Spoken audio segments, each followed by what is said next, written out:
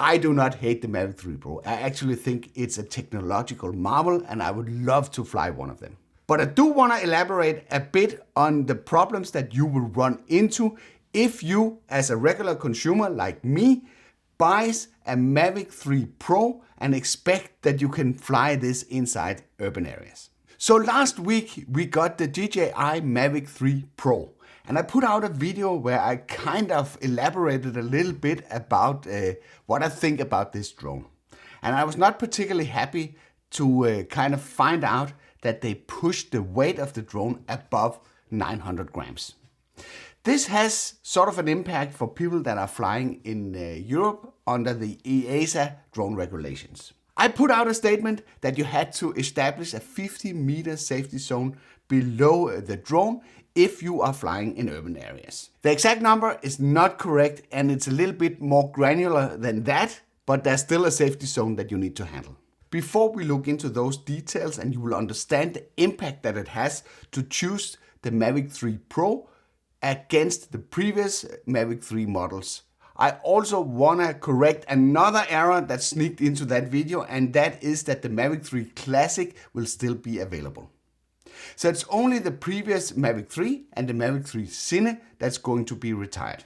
But this is actually the cardinal point, because the only difference between the previous Mavic 3 models and the new one is that you will be getting an additionally 7mm equivalent camera. The penalty that you have to pay for that is that the drone weight goes from below 900 grams to above 900 grams. Let's just verify that this is the case. So let's jump under the specs. And at the top line here, you see that both the Mavic 3 Pro and the Mavic Pro Cine is both way above 900 grams. And there was plenty of comments below the previous video reiterating what that actually means. But to be absolutely sure, let's jump into the EASA website so we can see what the authority actually says about the A2 category. So, just to explain, the 50 meters came from this table, but that's only related to legacy drones.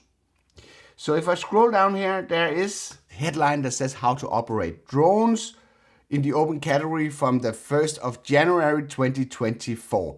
I know if the drone is already labeled with a class identification label, you will be able to fly under these conditions already now. That has been confirmed directly to me from the EASA communication department. So if we jump under C2, you would see that operational restrictions, no flight over uninvolved people. Keep horizontal distance of 30 meters from uninvolved people, can be reduced to 5 meters if low speed function is activated. And all of that is super nice, and that might not sound like much, 5 meters and so, but it's still a safety zone that you need to manage not to fly over uninvolved people if you're flying in urban areas.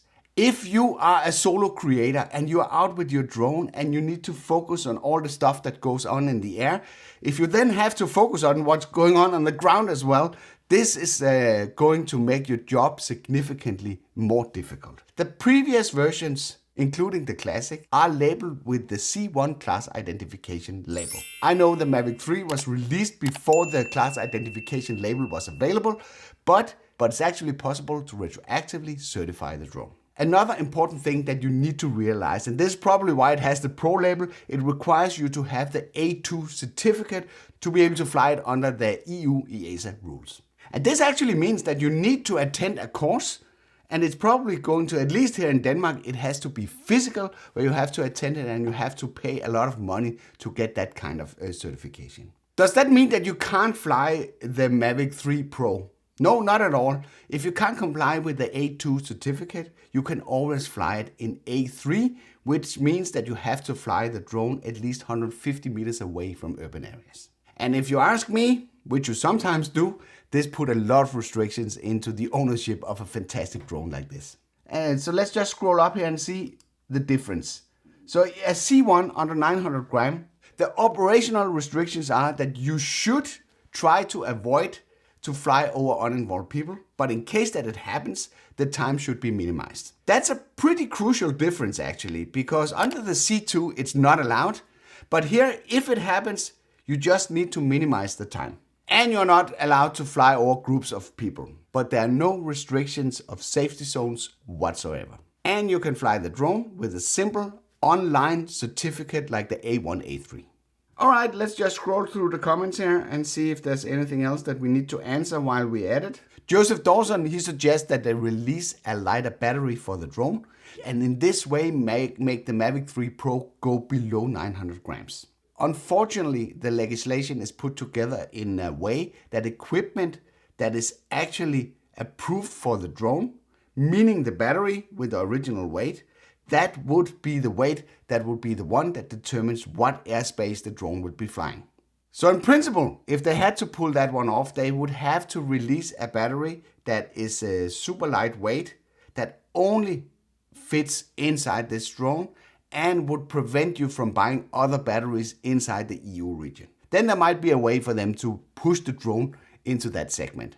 But I much rather think that the idea behind this, without knowing their marketing plans, are that they have tried to position the Pro drone for the Pro users, which make perfectly sense, and then they will keep the Classic for the rest of us with the C1 label, allowing us to fly inside urban areas. I still think it's super amazing that you can fly a powerful drone like the Mavic 3 Classic inside urban areas without any safety zones. Then there's Eric, and he basically confirms after talking to DJI that the drone ships with the C2 marker.